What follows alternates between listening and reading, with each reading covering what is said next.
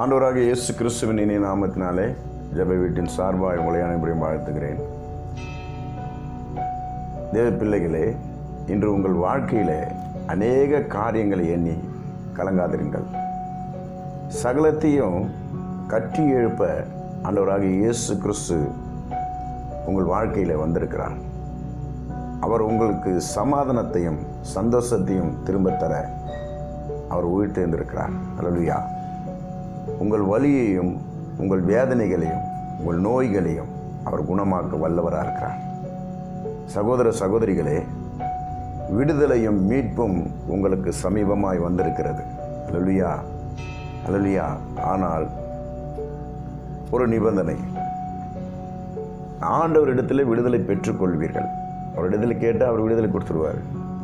ஆனால் மறுபடியும் நீங்கள் உலகத்திற்குரிய வாழ்க்கைக்கு போகக்கூடாது. தேவனை பற்றி கொண்டு உறுதியாக வாழ்ந்தீங்களானால் இம்மையிலும் மறுமையிலும் உங்களுக்கு ஆசீர்வாதத்தை அவர் அள்ளித்தர வல்லவராக இருக்கிறார். அல்லேலூயா. இந்த டிசம்பர் மாதம் அப்படின்னாலுமே ஆண்டவருடைய பிறப்பு நம்ம இருதயத்தில் புதிதாய் ஒரு ரட்சிப்பு, புதிதாய் ஒரு ஆசீர்வாதம், புதிதாய் ஒரு வல்லமை. அல்லேலூயா. இந்த மாதத்தில் இந்த காரியத்தை நமக்கு எல்லாரும் அவர் வாய்க்க பண்ணுவார். நம்ம எல்லோருக்கும் அவர் வாய்க்க பண்ணுவார். அல்லேலூயா.